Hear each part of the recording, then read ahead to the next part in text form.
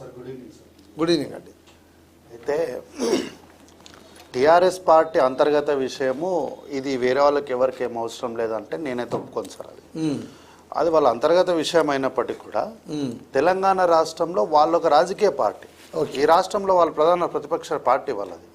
అధికార పక్షాన్ని ఏదైనా తప్పు చేసినప్పుడు కానీ, లేదంటే అధికార పక్షానికి సూచనలు సలహాలు ఇవ్వడానికి కానీ, లేదా అధికార పార్టీకి ధీటుగా నిలబడడానికి కానీ, సమఉజ్జిగా ఉండడానికి కూడా సహచర రాజకీయ పార్టీగా మేము మా సమఉజ్జుల్ని ఎంచుకుంటాం. మేము ఎందుకు అమూల్ బేబీ దగ్గరికి ఎందుకు వస్తాం? మేము కొంచెం జ్ఞానం ఉన్న వాళ్ళ దగ్గరికి, నాయకత్వం ఉన్న వాళ్ళ దగ్గరికి, లేదంటే ప్రజాదరణ ఉన్న వాళ్ళ దగ్గరనే మా సమఉజ్జిని ఎంచుకుంటాం మేము. మీరు సమర్థవంతమైన నాయకత్వం దగ్గరికి తీసుకొచ్చి చిన్నపిల్లల్ని ముందర కూర్చోబెట్టి పిల్లల మీద యుద్ధం చేయమంటే మాకేమొస్తుంది?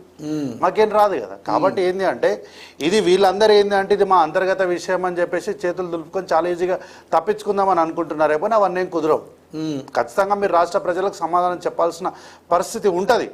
అయితే ఈరోజు ఇంతకుముందు నేను రాగానే వింటున్నా అన్నారుండి కేటీఆర్ కల్వకుంట్ల తారక రామారావు గారిని కార్యనిర్వహణ అధ్యక్షులుగా ఎన్నుకున్నారు. ఎవరు ఎన్నుకున్నారు సార్? కార్యకర్తలు ఎన్నుకున్నారా? కార్యవర్గం ఎన్నుకుందా? లేకపోతే ఆ పార్టీ అధ్యక్షుడు ఎన్నుకున్నాడా? ఎవరు ఎన్నుకున్నారు? Is always sealed cover person కదా. ఆయన ఎప్పుడు నామినేటెడే కదా. ఆయన ఆఖరికి ఆయన సిరిసిల్లలో పోటీ చేసింది కూడా నామినేటెడే కదా. ఆయన అక్కడ ఉన్నటువంటి కేకే మహేందర్ రెడ్డి గారిని మోసం చేసి, ఆయన నట్టేట ముంచేసి, ఆయనకు టికెట్ ఇస్తామని ఆయనతో పైసలు ఖర్చు పెట్టి అన్ని చేయించి చిట్ట చివరి నిమిషంలో మా రాముడు వచ్చిండు, రాముడికి పట్టాభిషేకం చేయాలి కాబట్టి నువ్వు పక్కకు తప్పుకో అని చెప్పేసి ఆయన రాజకీయ జీవితాన్ని మొత్తాన్ని కూడా గంగా యమునలో కలిపేసినటువంటి వీళ్ళు మొదటి నుంచి కూడా మొత్తానికి సీల్డ్ కవరే కదా తారక రామారావు అంటే. అట్లాగే for your kind information sir, Taraka Ramarao గారు బీఆర్ఎస్ పార్టీకి ఆయన కార్యనిర్వహణ అధ్యక్షుడిగా ఎన్నుకోబడలేదు. ఆయన నియమించబడ్డాడు. ఒక్క సంతకంతో మాత్రమే ఆయనకు ఆ పదవి వచ్చింది. కాబట్టి ఏ సిరాచుక్కతోనే ఆయనకు ఆ పదవి రాలేదు. అయితే ఈరోజు ఇంత పెద్ద వార్త అవుతుంది, ఇదంతా వదంతులు వ్యాపిస్తున్నాయి, ఇవన్నీ ఎట్లా ఏంటి అని ఒక పెద్ద ప్రశ్నగా మాట్లాడినప్పుడు ఇవేం వదంతులు ఏం దానంతకట ఏం వ్యాపిస్తలేవు సార్. ఇవి ఏదో ఒక రకంగా వార్తల్లో ఉండాలి. ఈరోజు కాంగ్రెస్ పార్టీ పైన ఆరోపణలు చేయడానికి ఎక్కడ లేదు. నినాయకం మొన్నటిదాకా ఏందో వడ్లు అవి ఇవి అని అన్నారు. తీరా చూసి కట్ చేసి చూస్తే ఏముంది? వాళ్ళ హయాంలో 19.26 అంటే సబ్జెక్టు కరెక్షన్ 26 లక్షల మెట్రిక్ టన్నులు వడ్లు కొన్నారంటే ఈరోజు దాదాపు 46.27 అట్లా అంటే సబ్జెక్టు కరెక్షన్.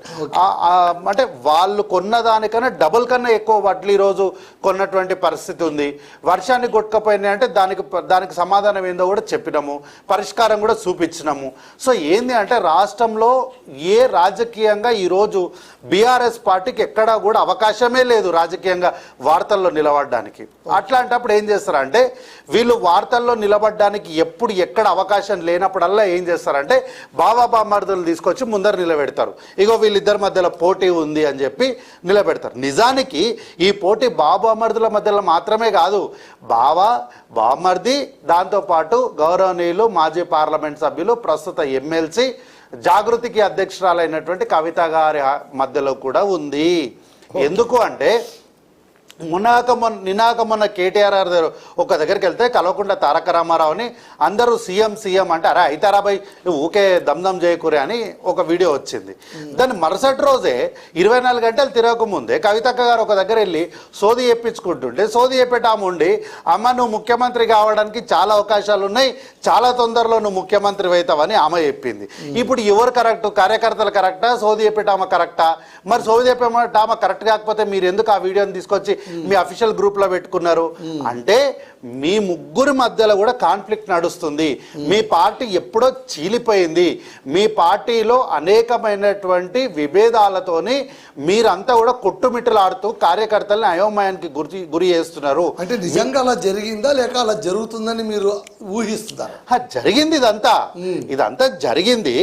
జరిగిన దాని తాలూకు వివరాలను ఏంది అంటే మనం ఎట్లో గట్ల వార్తల్లో నిలవాలి కాబట్టి ఆడ జరిగిన దాన్ని మొత్తం వీళ్ళు ఏంటంటే టాక్స్ అండ్ ఎయిర్ అంటాం కదా సార్, లీక్లు ఇస్తాం మనమే. అట్లాంటిది ఏంటంటే మీడియాకు ఒక లీక్ ఇచ్చి దాని ద్వారా వీళ్ళు ఏంటంటే కాంగ్రెస్ పార్టీ గురించి కానీ మిస్ వరల్డ్కి జరుగుతున్నటువంటి ఆ విషయాల గురించి కానీ ఎవరు ఏం మాట్లాడొద్దు, దీని మొత్తాన్ని కూడా డైవర్ట్ చేసుకోవాలి. ఎటు డైవర్ట్ చేసుకోవాలి? బీఆర్ఎస్ సైడ్ డైవర్ట్ చేసుకోవాలి. సో ఏంటంటే ఇవన్నీ కూడా కుతంత్రాలు. ఈరోజు కార్యకర్తల పరిస్థితి ఎట్లుంది అంటే ఎవరైనా సరే నాయకుల గురించి ఎక్కడో అయినా చిన్న చిత్కగా నోరు జారో లేకపోతే వాళ్ళకు ఉన్నటువంటి ఆవేదనలో భాగంగానో వాళ్ళు ఎక్కడైనా నిజాలు మాట్లాడితే ఆ కార్యకర్తలు ఆత్మహత్య చేసుకునేదాకా వాళ్ళని వెంటాడైన సందర్భాలు ఈరోజు బీఆర్ఎస్ పార్టీలో ఉన్నాయి. ఈరోజు మక్తల్ నియోజకవర్గము ఉమ్మడి మహబూబ్నగర్ జిల్లా, ప్రస్తుత నారాయణపేట జిల్లాల మక్తల్ నియోజకవర్గంలో ఆశాప్రియ అనే ఒక అమ్మాయి సోషల్ మీడియా వారియర్, ఆమె మీరు అర్ధరాత్రి 2 గంటలకు కేటీఆర్ గురించి కానీ కల్వకుంట్ల తారక రామారావు చంద్రశేఖరరావు గురించి ఏదైనా ఒక నెగటివ్ ట్వీట్ పెట్టండి, మీరు నిద్రపోయి మీ అంతకు మీరుగా వదిలేయాల్సిందే తప్ప ఆమె మాత్రం మిమ్మల్ని వదలదు. అట్లాంటి ఆశాప్రియ ఈరోజు మీ బీఆర్ఎస్ పార్టీ కార్యకర్తలు చేసినటువంటి దాడి అంటే మాటల దాడి, ఆమె ఆత్మ అంటే ఆమె పర్సనల్గా ఆమె తీసుకోలేక లాస్ట్కి ఏం చేసి సూసైడ్ చేసుకునే దాకా పోయింది. ఏంది కారణము అంటే ఆమె మాట్లాడుకుంటూ ఒక ప్రైవేట్ సంభాషణలో హరీష్ రావు అన్న సంపాదించుకోలేదా, మస్తు సంపాదించిండు, కల్వకుంట్ల కవిత గారు సంపాదించుకోలేదా, మస్తు సంపాదించారు. ఎందుకు సంపాదించారు వీళ్ళందరూ అంటే రేపు పొద్దున పార్టీని రాజకీయంగా వాళ్ళు ఎట్లా నడపాలి అందుకోసమనే సంపాదించుకున్నారు. కవితక్క అయితే మరి ఆమె ఏమంటారు స్క్రాప్, ఆమె మనుషుల్ని వాడుకొని వదిలేస్తుంది లాంటి కొన్ని విషయాలను ఒక ఫోన్ కాల్లో మాట్లాడినట్టుంది. ఆ ఆడియో కాల్ లీక్ అయిన వెంటనే ఆమె పర్సనల్ లైఫ్ పైన దాడి చేయడం వల్ల ఆమె లాస్ట్కి సూసైడ్ చేసుకునే దాకా వచ్చింది. సార్ నేను కాంగ్రెస్ పార్టీ కార్యకర్తని, ప్రజల్లో ఉంటున్నా, నేను కాంగ్రెస్ పార్టీ నాది, ఈ పార్టీకి నేను ఓనర్ని, నేను స్టేక్ హోల్డర్ని నేను క్లెయిమ్ చేస్తా. దమ్ముంటే ఎవరైనా బీఆర్ఎస్ పార్టీలో క్లెయిమ్ చేయమనండి. అట్లాంటి క్లెయిమ్ చేసే అవకాశం లేదు, ఆస్కారమే లేదు.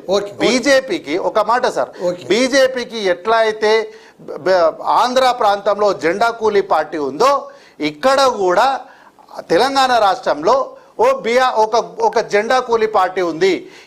ఇదేం పెద్ద మహాసముద్రం ఏం కాదు సార్ బీఆర్ఎస్ పార్టీ అనేది. ఇది ఒక పిల్ల కాలువ టీడీపీలో వచ్చినటువంటి. అంటే ఇప్పుడు మీరు అలా ఊహించుకొని ఆనందపడుతున్నారా? ఊహించేదేముంది సార్, నిజమే కదా. బీఆర్ఎస్ డిఎన్ఏ శామ్యూల్ గారు సార్, ఇది చిన్న పార్టీ కాదు అంటే తెలంగాణ వచ్చిన తర్వాత 10 ఏళ్ల పాటు పాలించిన పార్టీ కదా. ఏముంది ఇప్పుడు ఆడ జెండా కూలీలు అన్న పార్టీ కూడా ఈరోజు పరిపాలనలో భాగమయ్యే ఉంది కదా. నేనేమంటున్నా, బీజేపీ డిఎన్ఏ బీఆర్ఎస్ డిఎన్ఏ రెండు కూడా ఒకటే, అవేం తేడా కాదు. ఆంధ్రప్రదేశ్ రాష్ట్రంలో అవకతకు వచ్చారు. సార్ మళ్ళీ ఆవుకథకు వచ్చారు. ఆవుకథ ఇదే నిజము. వాళ్ళు దాన్ని తప్పించుకోవడానికి ఎన్నో సామెతలు చెప్తారు కానీ కదా ఈ కథ మీరు ముగ్గురు చెప్తారు, మీరు చెప్తారు, మేము చెప్పే సాక్ష్యాలతో చెప్పిన. ఇప్పుడు అవతల వాళ్ళు ఏంటంటే దాడి చేయడానికి మాత్రమే చెప్తారు తప్ప మేము సాక్ష్యాధారాలతో చెప్పినాం ప్రతిసారి కూడా.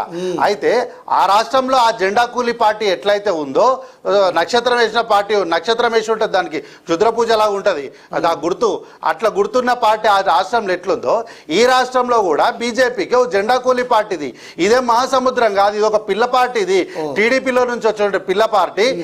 ఈ పిల్లకాలు వచ్చి లాస్ట్ కేడ కలుస్తుంది, తీసుకొని వచ్చి చివరికి వచ్చి ఆర్ఎస్ఎస్ పార్టీలోనే కలుస్తుంది.